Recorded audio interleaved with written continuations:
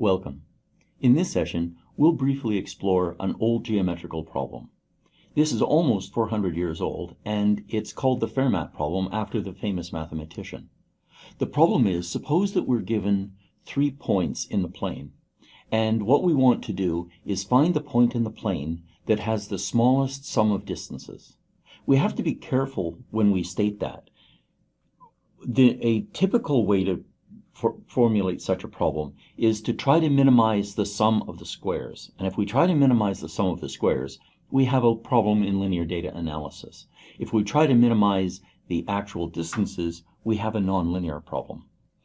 This was posed a little bit before 1640, and then in 1645, an Italian physicist and mathematician, Torricelli, solved it, and he solved it geometrically by drawing a triangle. And after drawing this triangle and going through a fairly well-known, now over 350-year-old proof, he was able to compute the geometric median. And so that is how you would solve it if this triangle has no vertex that has an angle greater than 120 degrees. For a highly obtuse triangle, it turns out that the geometric median is that vertex that has an angle greater than or equal to 120 degrees. Now, suppose that we have 4 points.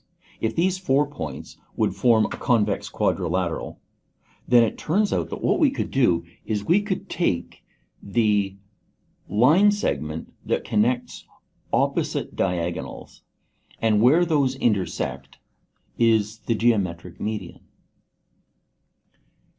If the 4 points do not form a convex quadrilateral, they would form some form of concave quadrilateral. It turns out that the geometric median is that point that is in the interior of the triangle formed by the other 3 points. What happens if we try 5 points? Well, it turns out that for 5 points, unless there's some sort of symmetry that's involved in them or some other special case, that there is no geometrical solution and there is no closed form algebraic solution.